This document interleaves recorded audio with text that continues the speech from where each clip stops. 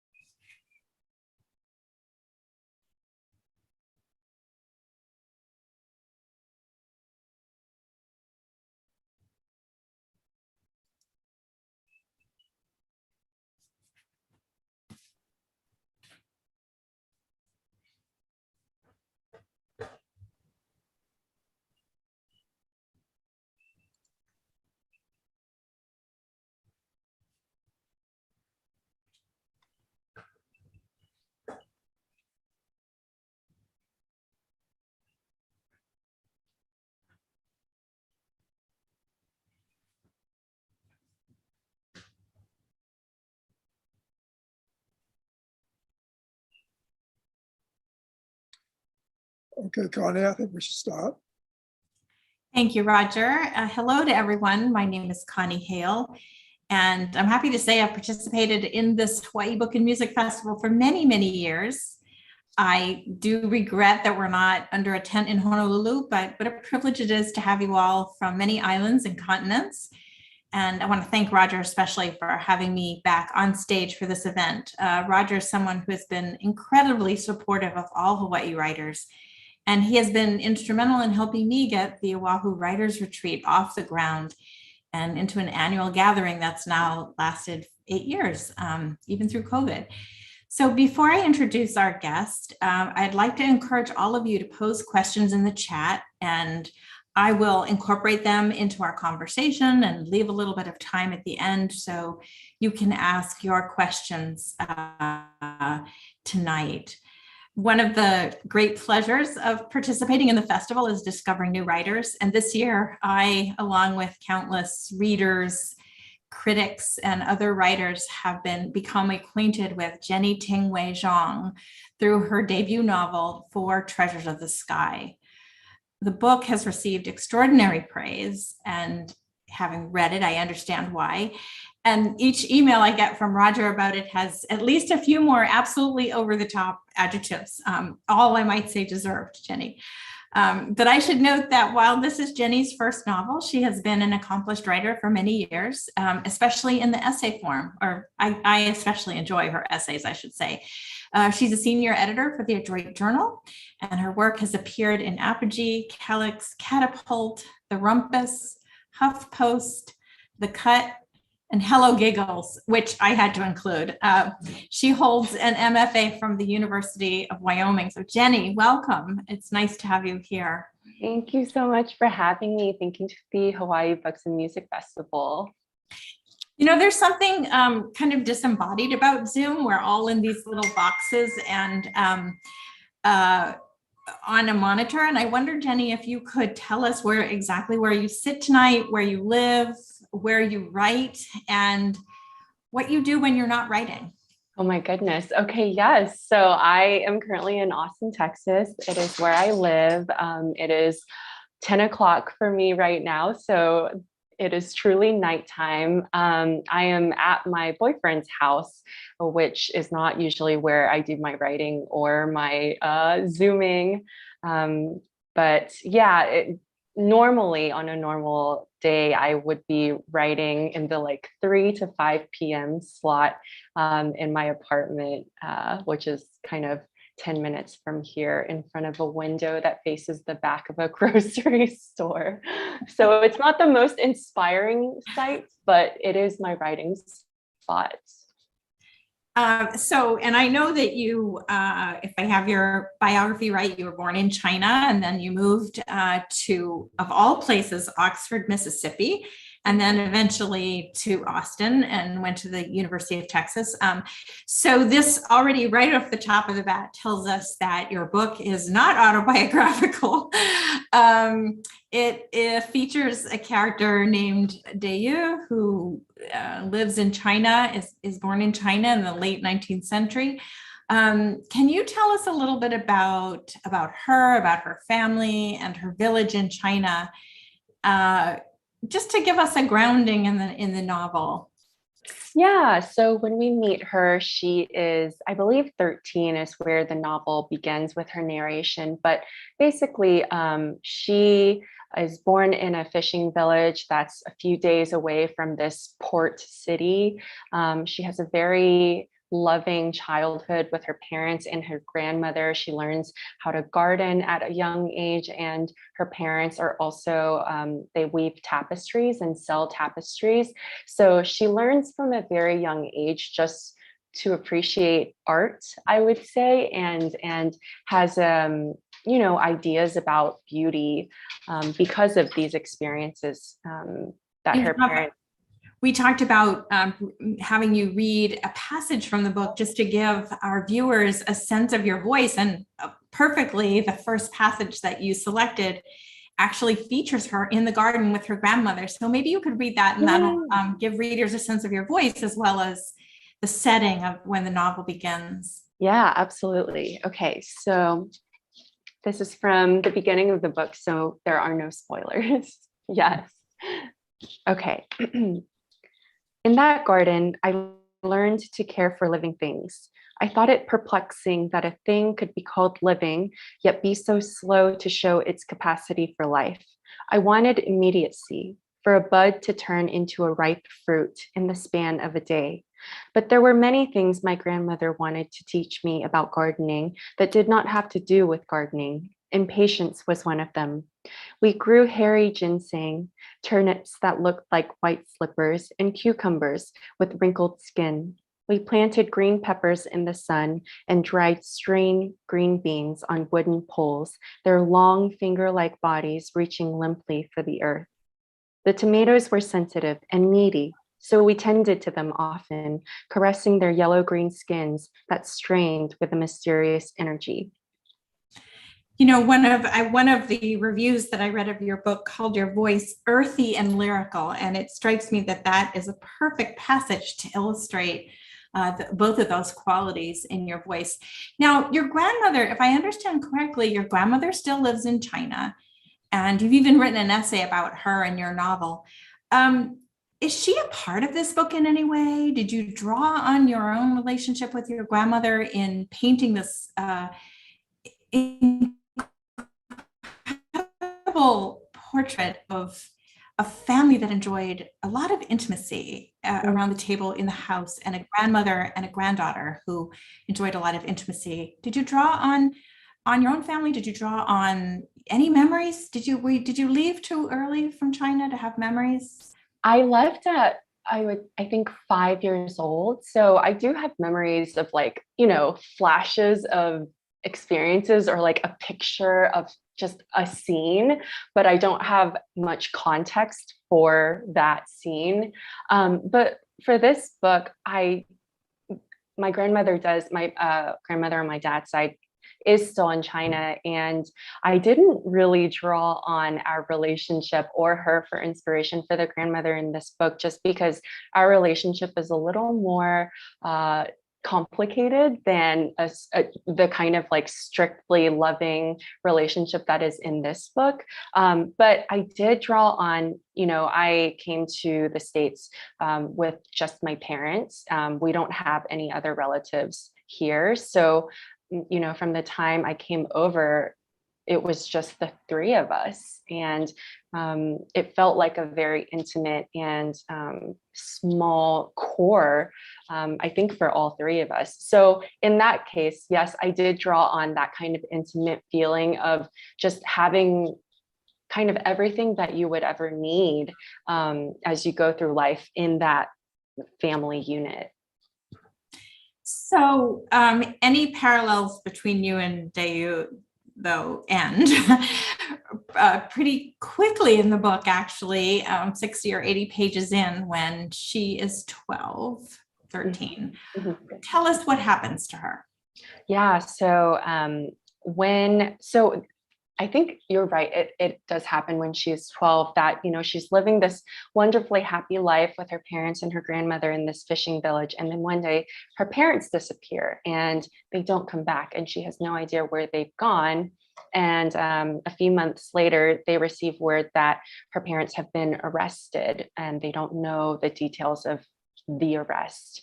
But her grandmother does tell her, any day now, these people who arrested your parents are going to come for you. You have to leave. So she sends Dayu to the city, disguises her as a young boy named Feng, and just sends her to the city in order to keep her safe and alive.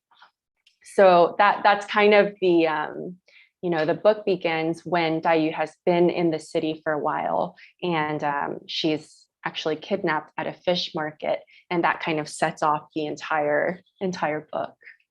Can we talk about the plot in very broad strokes? I don't want to discourage anyone from reading it. And I can see from already a question that some people have read the book. So she's kidnapped and she's imprisoned essentially for a year in China by her kidnapper, forced to learn English. And then what happens? And then she's stuffed into a bucket of coal, put onto a ship, and sails across the ocean to end up in a brothel. It ends up in a port in San Francisco, destination being a brothel in Chinatown. And from there is really her trying to get back home to China. And she makes her way to the West, the American West, to Idaho. And that is her entire journey, is just, how do I get back home to China? Uh-huh. So I'm going to kind of skip to the end without giving away some of the details, but it's interesting the way your research and your spinning of a story operate in the book. And maybe you could talk about the inspiration for the book, the factoid your father discovered almost accidentally, that it initiated your tale of this, of her travails, both in China, in the city in China, and then in the United States. So maybe we could just talk a little bit about the incident that that was the catalyst for this whole story, and fill in a few plot details, maybe. Yeah, sure. So if you've read the book, you see this in the afterword, but basically back in 2014, my dad was driving through Idaho for work, and he was passing by this town called Pierce, and he saw this historical marker on the side of the road. It said something about a Chinese hanging tree. And so my dad read this marker, and it detailed an event in 1885 where 5 Chinese men were hanged by local white vigilantes for the alleged murder of a local white store owner. And, my dad at the time just didn't even understand how Chinese people could be in Idaho in 1885, because it just seemed so out of place based on what we know about our history up at that time. We didn't know much. So he brought that story back to me and asked if I could figure out the answer of all of this, if I, being a writer, and this is what writers are good at, I suppose, if I could spin that story, work my way backwards, and kind of give him the answer to what he sought from that historical marker. So, that was back in 2014. I didn't even think anything of it. I was writing like on the side. And then in the final semester of my MFA program, I was taking a long form writing workshop. So we were working on novels, and this was the only thing that felt interesting to me that I wanted to pursue. So I took it more seriously from then on. Okay, so I know you're very politely avoiding some plot details that I will fill in. So you already told us she's kidnapped, she's stuffed into a barrel of coal, transported to San Francisco, basically sold into a brothel.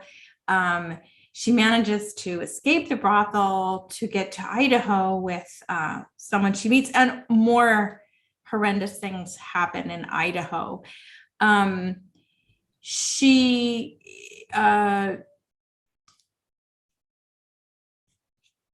inadvertently or advertently, I don't know, I might have just invented a word there. At what point, or if ever, because very many people reading the book now today are seeing such linkages to anti-American sentiment in the United States today, but at what point did you make the connection yourself? You did a tremendous amount of research. At what point did you make the connection to, wow, this is really not just a story about this one character and her travails, but it's a story, a larger story. And maybe you could put into words that larger story, and at what point you made that connection, just as a writer, to the treatment of Chinese in the United States in the 19th century.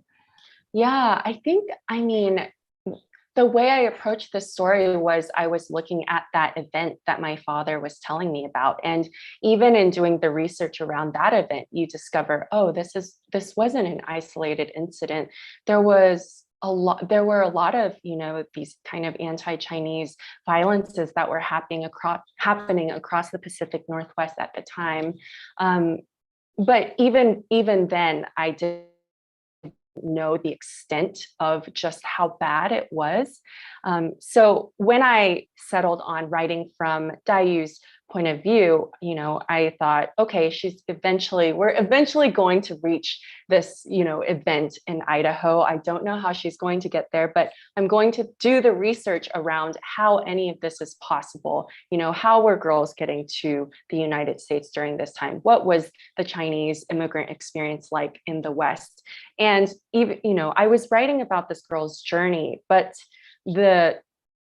the fact was that she would go through all of this anyway. Like, she would face all of this, hatred and racism and violence, because that was, the truth of the time. So I don't know. I think maybe the answer to your question is I kind of reached it. This isn't a time marker, but I guess backwards and forwards, if that makes sense. Like, I kind of came to it like this. And so, of course, you found out about the Chinese Exclusion Act of 1882, which was the time period exactly that you set the story, and previously the Page Act. So there were these series of laws. But we question, and I'm gonna, he says, Dayu's journey from China to the US is so horrifying when she's placed in a barrel and surrounded by charcoal. Where did you find these historical details? So I would like you to just spend a minute, because I'm a journalist by training. And so can you talk a little bit about the research that you did for this book? Because it's must have been an unusual amount of research. And by the way, how did you not get lost in the library? Yes. So having never even attempted to write anything historical before, I also was extremely terrified that the research would overwhelm, the actual writing of the book and the creation of it. So what I did was, in the beginning, as I was writing, I only did as much research as would allow me to get through a scene. And it was very light up until I could actually finish the book and finish the story. And then with each subsequent revision, I would have done, specific research on, okay, what was the experience like for Chinese women in San Francisco in the brothels? Okay, let me fold that in and layer that into this revision 2. And then with revision 3, I'd go, okay, what was it like for them, in Idaho? And just like, it was layer by layer, so that I never felt too overwhelmed at each revision point. But by the end, I realized I had this like ironclad sort of thing that was all research. But, to answer this question about Dayu's journey from China to the US and being stuffed in a barrel of coal, I found that through an article on JSTOR, the research database. I think it's academic and scholarly research database.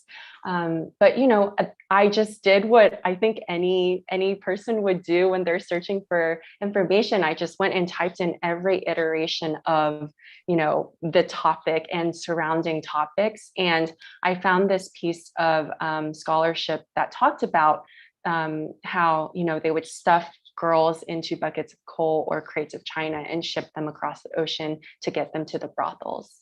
It's such an amazing detail. And thank you, Doug, for mentioning it, because it is an example of, it's not just an example of your imagination. It's an example of Right. the power of facts in a way, and of history. So I have a kind of related question for you that I'm fascinated by, because as I say, I am a journalist and I traffic in facts, but I'm also a poet. And I'm really curious. I love what you said about just doing enough research to allow you to write a scene and then going back another time.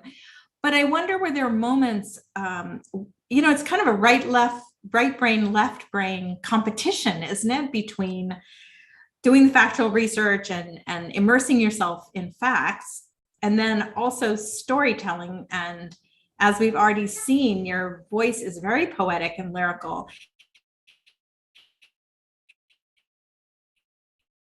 Did you get your brain and your left brain to cooperate with each other? Could you repeat that question? The stream kind of cut out. Sure. How did you get your left brain and your right brain to cooperate with each other? I think it was a matter of, just slowly folding that research in. And I approached writing this story from, the perspective of this is the story first. It's always the story first versus it's research based and we're just leading with the research. So I think that's how I managed to have that balance and keep that sanity. Was I was always thinking about the story first instead of I need to, keep bringing in all these facts. In the end, it was just, oh, it makes sense that this would happen because this is what happened and it fits. Mm-hmm. So I want to mention the other day in the novel, your main character carries ghosts with her throughout her journey.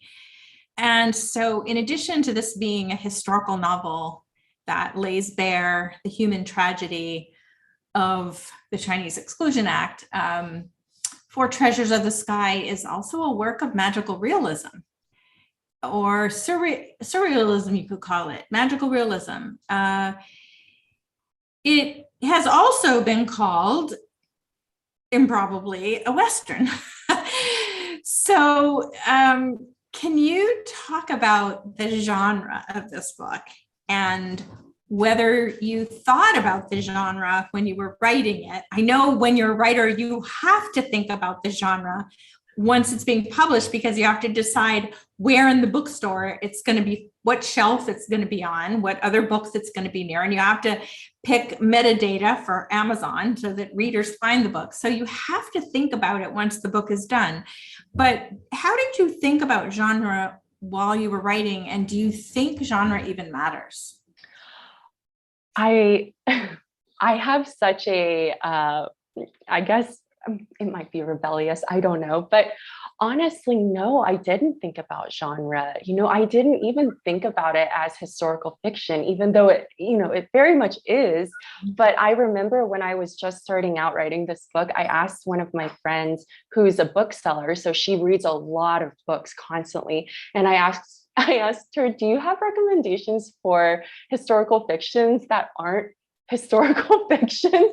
That's how little I was kind of, trying to fit within the genre. Because again, it was always just like about the story for me and about this character's journey that I really didn't think about adhering to or the constraints of certain genres. And maybe that's why it kind of has flex from other genres, because I really wasn't thinking about just one or the rules of one. So, but talk a little bit about this idea of a Western. Mm-hmm. Do you think of it as a Western?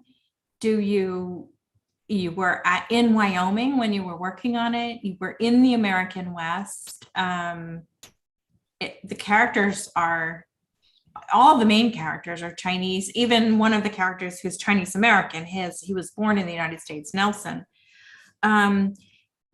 Now that some people have labeled it a Western, how do you think about that? Is it a Western? Have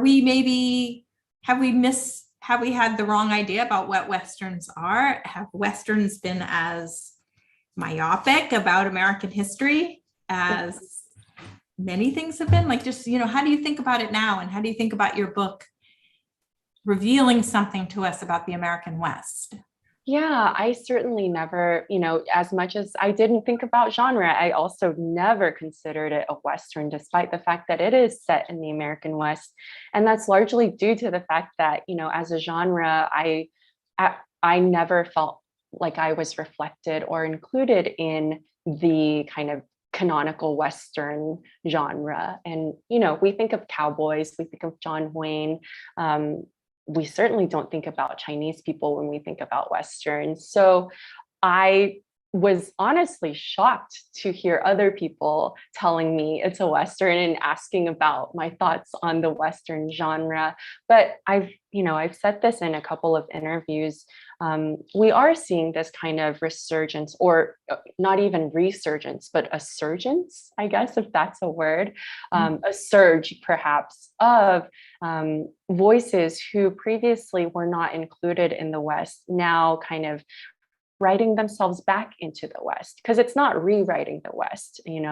I'm not rewriting a story about the West where Chinese people existed.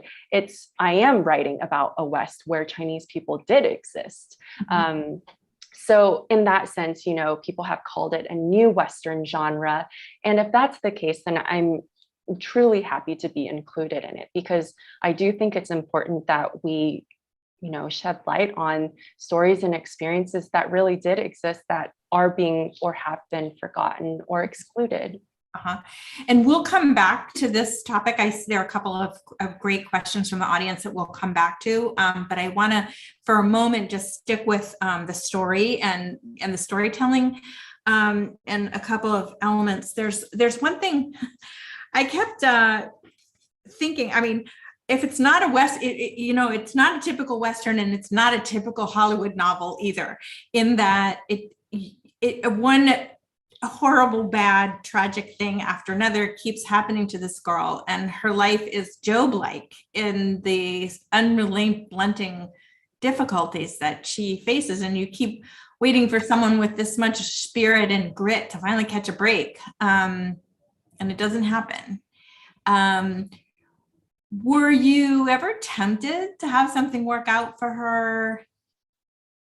And how did you think about happy endings or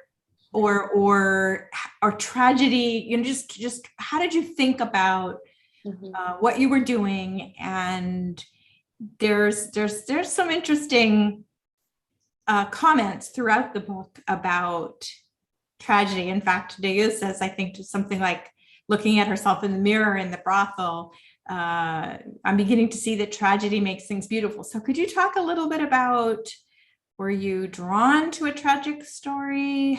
How did you think about that quality of the story? Yeah, I always knew what the ending was going to be, because I kind of started with the ending and worked my way backwards. But I made my peace with the ending, from its inception. So as I was writing it, I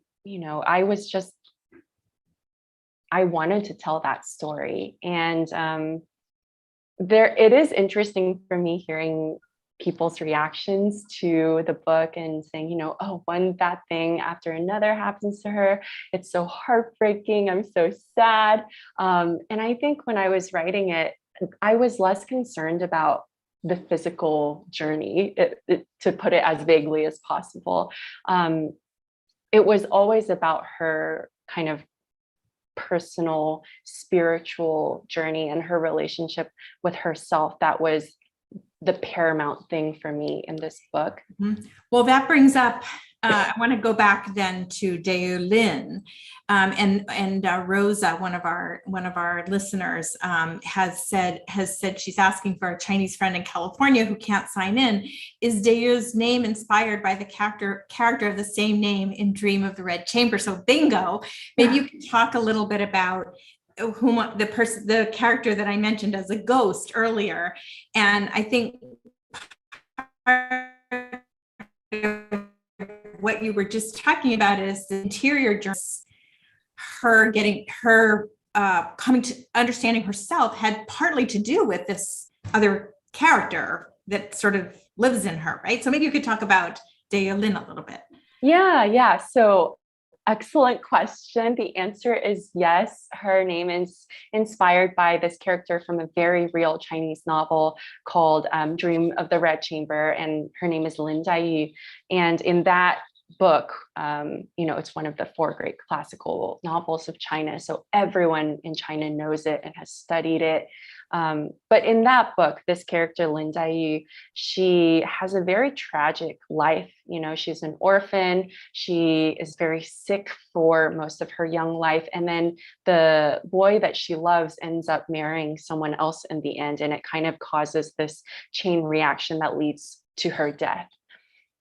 So the character in my book, Dai, is named after this character, and she views that as just something to be hated, right? From the very beginning, she says, I hated my name because I'm named after this tragedy, and it's everything bad that's ever happened in my life because I'm named after this person whose fate has already been written for them, and thus me.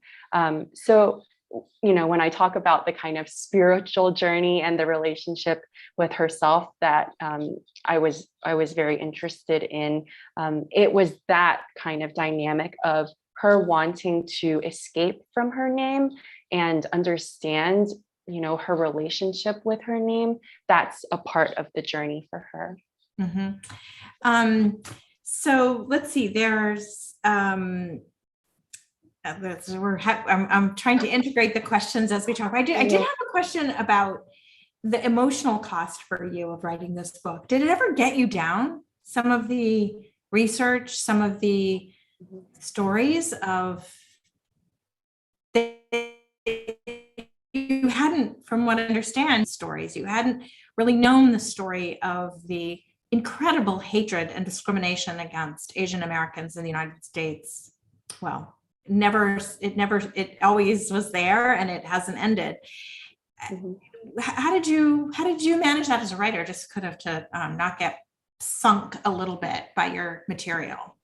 Yeah, in some ways I felt almost like I was vindicated in my experiences, having been called names and had epithets thrown at, and like people pulling their eyes into slits, right, from a very young age. Like, you grow up wondering, like, is this just is it me? Like, is it just me? Is it the way I'm reacting to things? Mm-hmm. At least when you're young. But when I was doing this research and seeing, wait, there is a track record, there is a history, and there is a reason why we are where we are. There's a reason why I was called these things, and it stems from a place that we are actually not very far from. So in that way, it was difficult, but it was also as if I needed to know that in order to be able to kind of move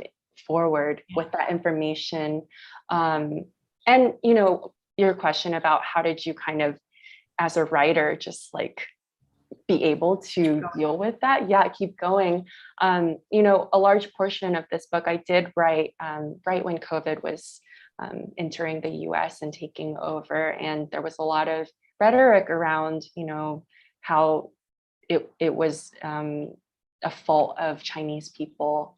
And so at that time, I felt very powerless and like I needed to do something, but I was also so scared. And then I realized, this is what I'm doing. I'm writing the book, and I'm going to keep writing the book, and I'm going to bring this history to light because that's all I can do. That's what. So interesting. So it didn't start out that way, really, at all.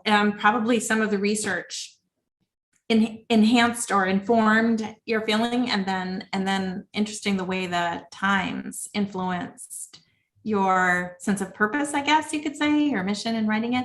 Yeah. And this kind of echoes a couple of questions that we have from the audience, which one is, will you be being focused on more stories with Asian American history to bring knowledge of the past to our current society? I mean, given this experience that you just articulated, and someone else notes that this is Asian American and Pacific Islander Heritage Month that we're in.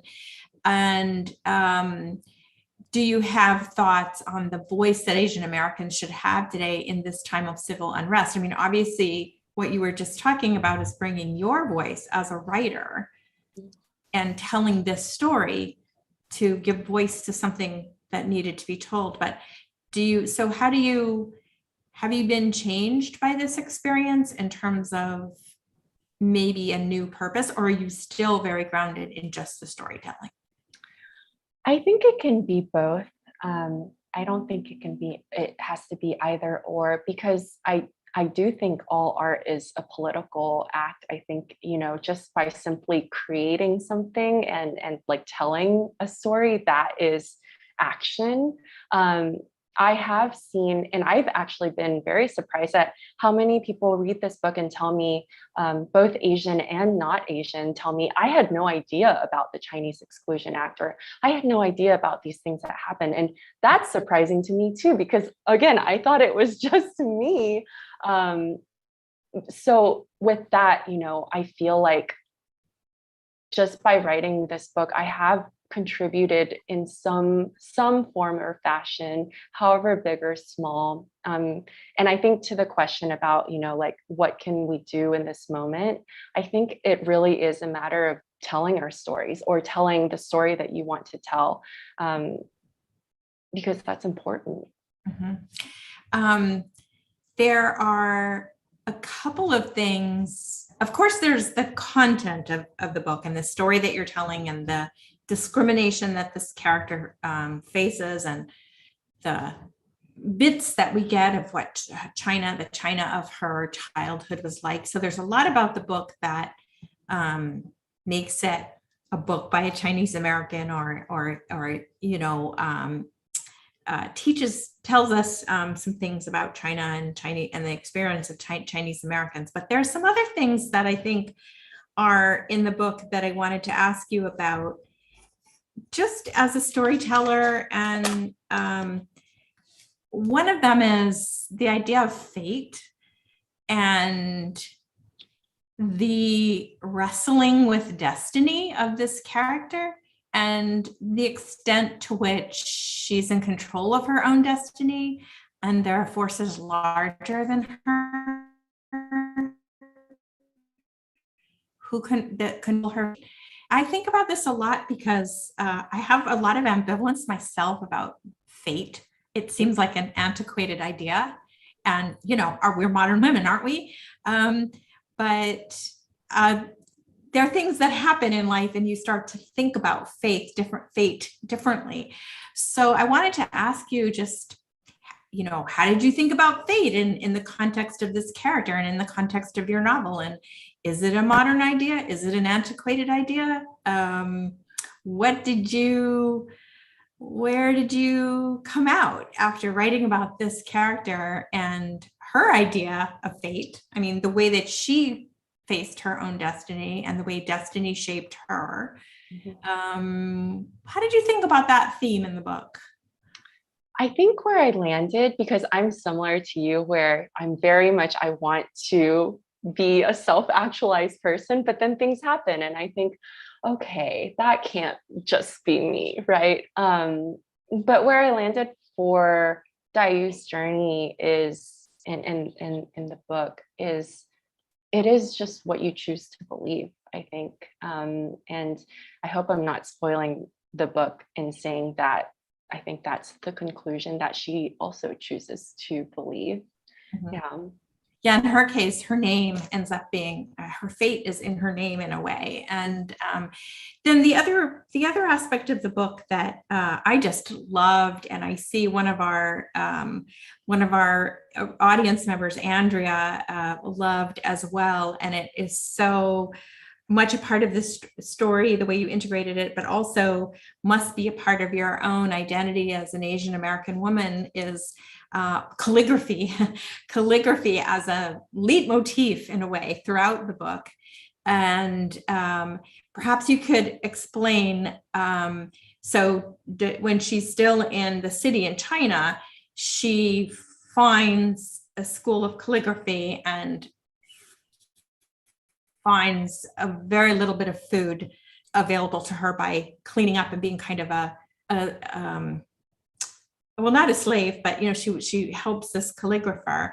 So it's integral in the plot that there's this part of her journey, but the calligraphy that she learns, what she learns about calligraphy, ends up being incredibly important to the book. And in fact, the title is comes out of calligraphy. So could you explain Four Treasures of the Sky and how it's a recasting of calligraphy? And could you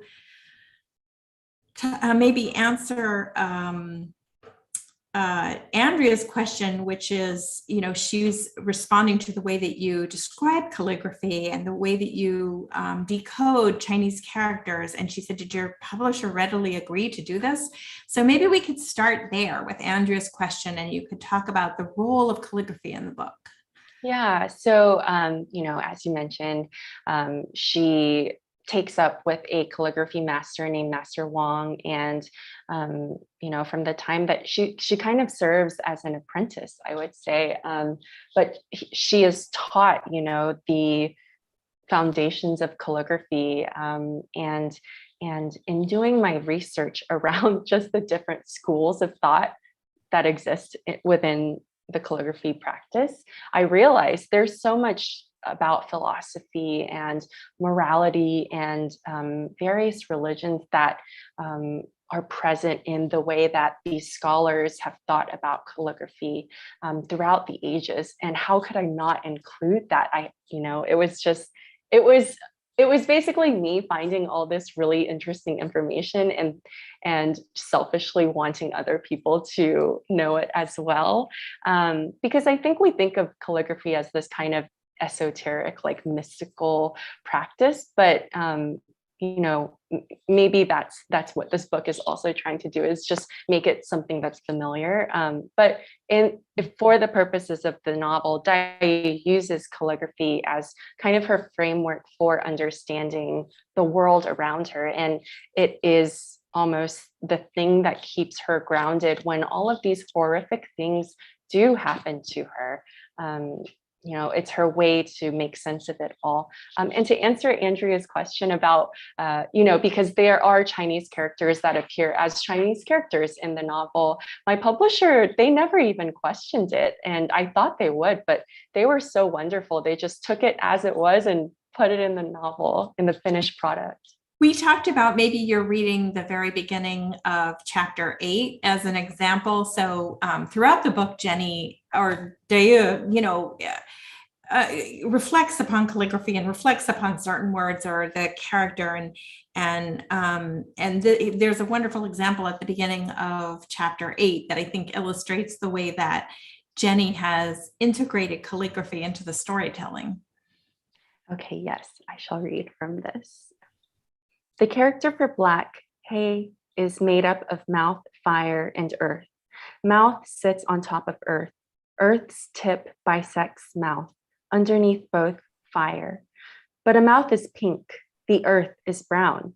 Fire is light. When I first learned the character, I could not understand why these three things created Black. If you do not know, Master Wang told me, you will never be able to write the word the way it was meant to be written. When the winking man left, he took the light with him too. And I think I finally know why those three things came together to create Black. Sitting in this Black now, I see myself inside a gaping mouth, one breath from falling into the hellfire of the earth. I trace Black with my finger, and even though I cannot see it, I know that this time I have finally written it the way it was meant to be written. Black, or the way time disappears and something else suspends in its place, the way of being alone. It's beautifully written, and that is that when she's imprisoned, or so you can see, I think the audience can see how the calligraphy is woven really artfully into the story. Did you study calligraphy yourself? Do you do calligraphy, or did you just do research? I mean, the amount of understanding of calligraphy in the book is formidable.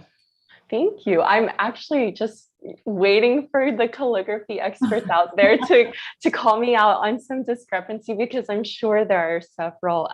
But no, I don't practice calligraphy. I wish I knew how to do it.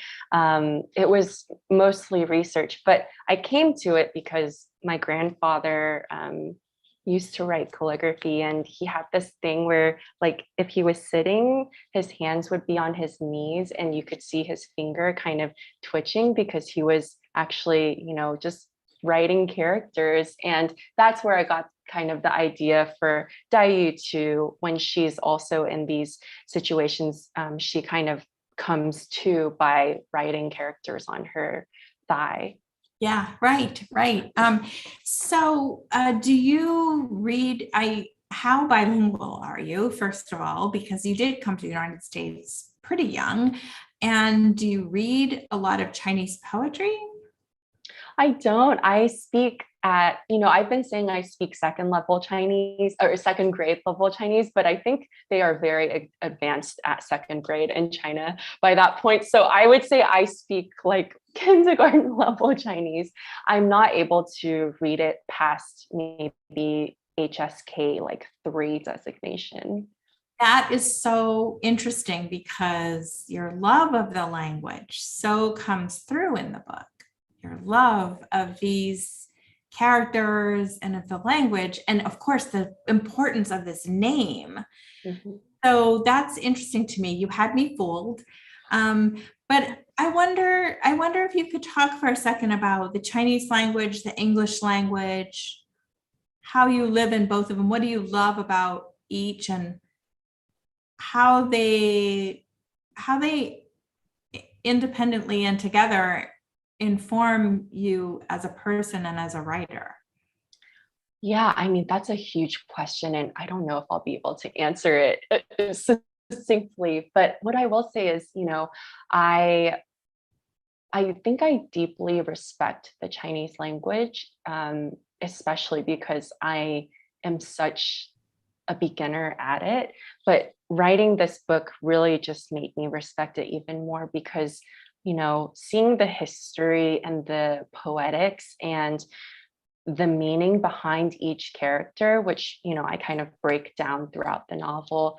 I mean, it's truly astounding and formidable. And there's just so much there. And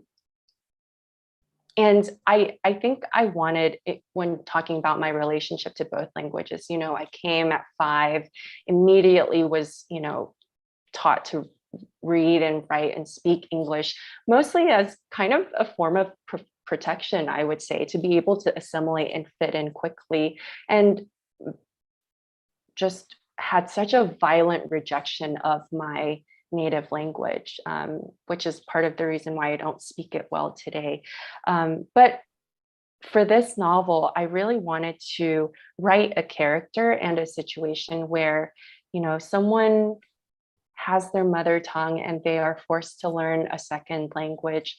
But in this case, they don't reject their mother tongue. In fact, it is one of the strongest and most powerful things about them and in their arsenal. So I think I wanted to, create a narrative that defies this reality that I've lived and that I know so many other. Sure. Yeah, exactly. Of every stripe. I mean, that's a classic immigrant. Exactly.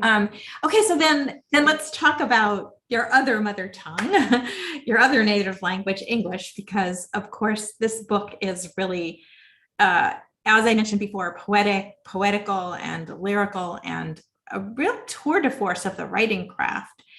So let's just talk a little bit about where you learned to write and when you started to write. Now, I know we don't have to go all the way back to 1-year-old. I've heard about the story that your parents, I mean, you can go back to that if you want, but you've always been a storyteller. You've always loved storytelling.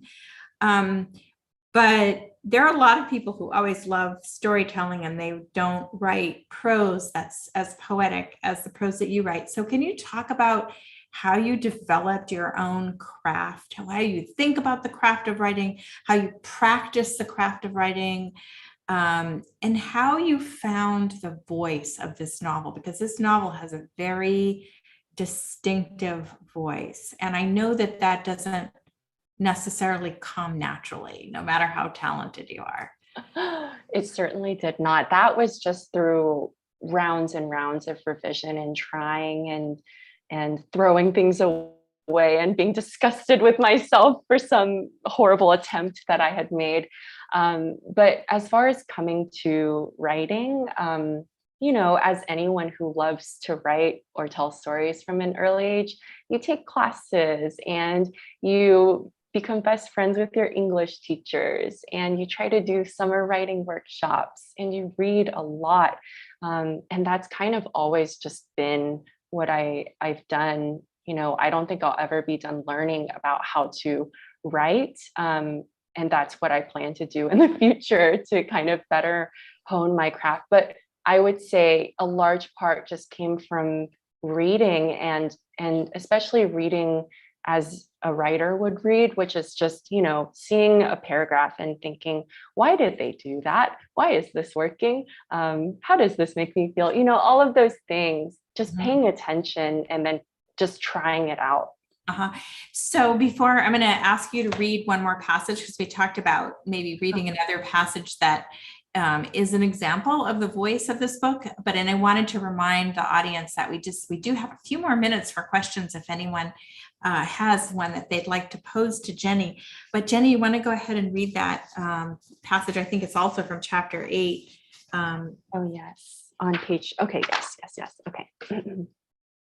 Again, that old anguish surges at the memory of the fishing village and the 3-bay house, and then finally of my parents, the eerie stillness of their empty bedroom, the hushed loom, the moment of loss so great tunneled through me, and nothing, not even 36,501 stones, could repair the chasm it left behind.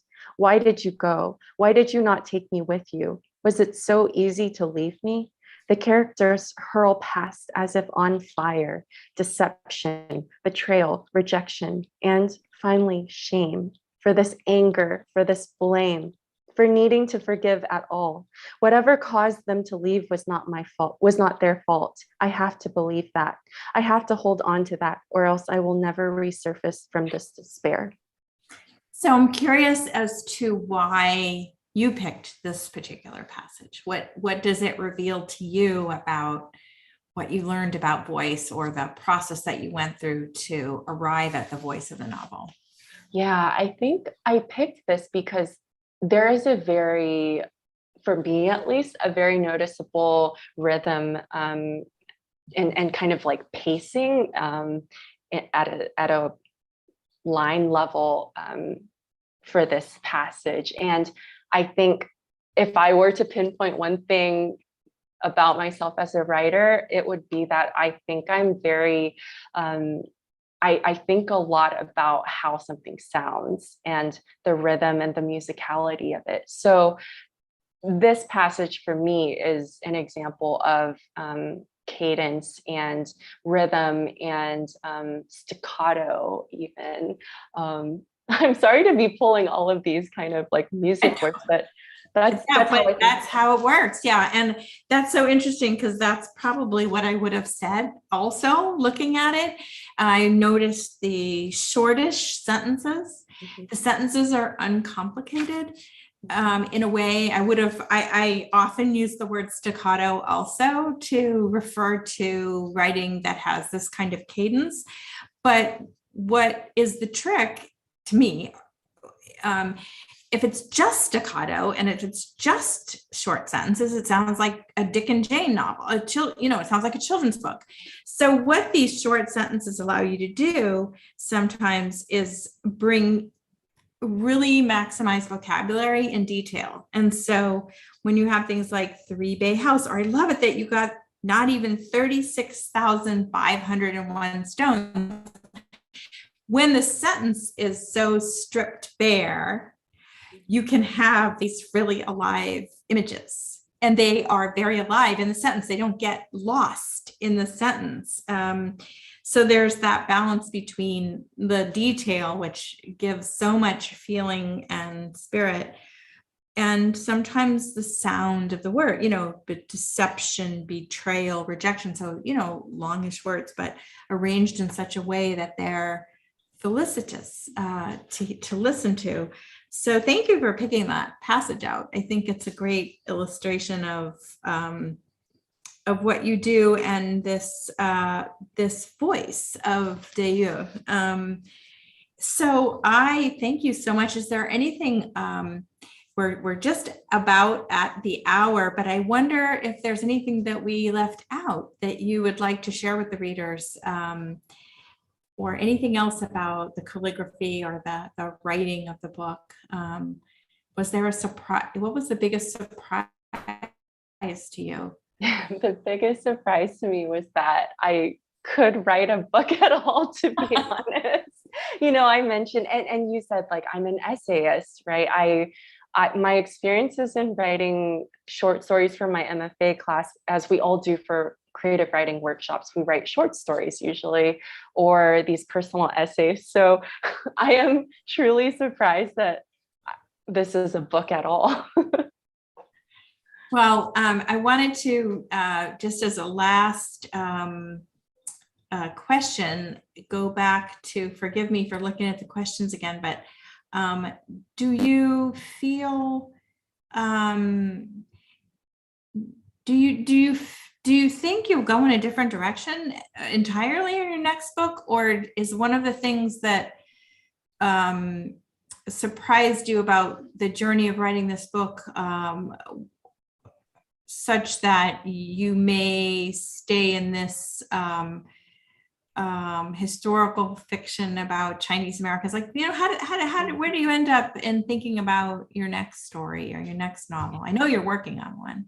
Yeah, I would say I'm going to step back from historical fiction for a bit, because truly the pressure of the research and making sure everything is accurate, that it is very heavy and it can do a number on you. So I think I'm going to come into the modern day for a bit and just hang out there. I do want to write more novels. I find it incredibly freeing compared to a shorter length project, but never say never to historical fiction. But for now, I'm going to step into the modern day. Great. Well, we're going to step into it with you, I hope. Looking forward to whatever comes next out of you. And Andrea from the audience says thank you. And I say thank you too. Roger's back with us, and just really appreciate how open you were in talking about the book and your process. Thank you. Thank you for all the questions, to you and the audience. Thank you, Jenny. That was fascinating. And thank you, Connie, for an excellent interview. I really enjoyed it. And I learned a lot, even though I have read the book and I read very slowly and carefully, but I still learned a great deal. And I will remember the book, particularly. Show it one more time. Thank you very much. Yeah, beautiful title. Thank you. Thank you, Roger. And thanks to everyone for being such a great audience.